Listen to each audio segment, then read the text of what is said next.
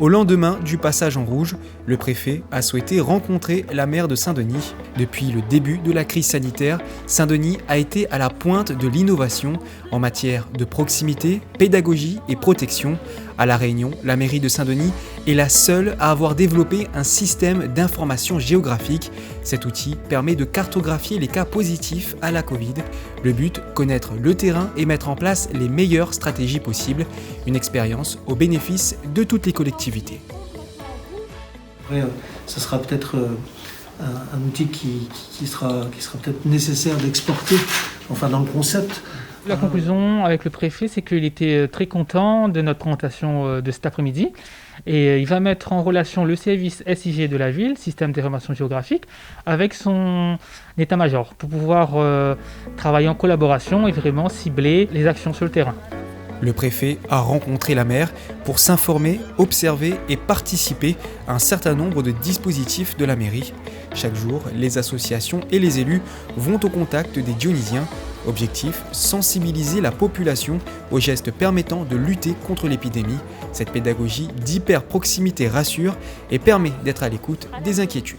Depuis 2 semaines, la ville et les associations se sont mobilisées dans les quartiers qui sont le plus touchés par le Covid pour mettre en place des actions de sensibilisation. Devant les écoles, déjà il y a des mesures particulières à faire respecter, notamment le port du masque par les parents. C'est très important parce que vous avez vu, il y a beaucoup de monde qui vient chercher les enfants.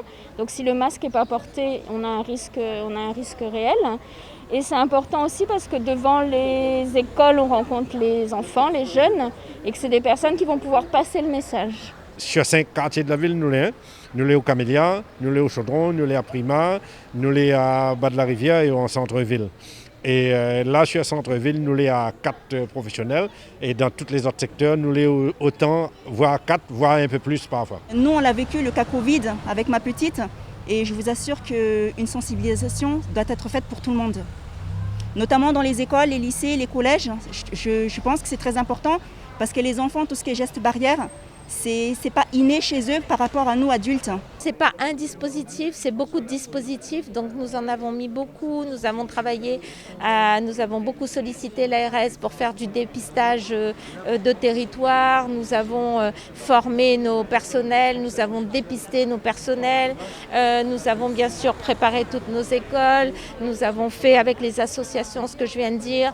Bref, c'est toutes ces actions additionnées qui font qu'à un moment donné, on construit de la résistance. Cette réalité-là que je voulais constater sur le terrain, et je trouve en tout cas que ce sont là des actions, je dirais, très efficaces et très adaptées, je dirais, à la situation qui est la nôtre aujourd'hui. Vraiment, Madame le maire peut compter, je dirais, sur moi pour l'accompagner dans cette belle dynamique mise en place ici à Saint-Denis. Hier, et comme chaque semaine, les maires et le préfet se sont réunis au département. Après de longs échanges, le préfet a annoncé la prolongation des mesures déjà en vigueur, telles que le port du masque obligatoire dans les zones fréquentées, ou encore l'interdiction de rassemblement de plus de 10 personnes. Saint-Denis poursuit sa vigilance. Se protéger, c'est protéger nos proches, ceux qu'on aime.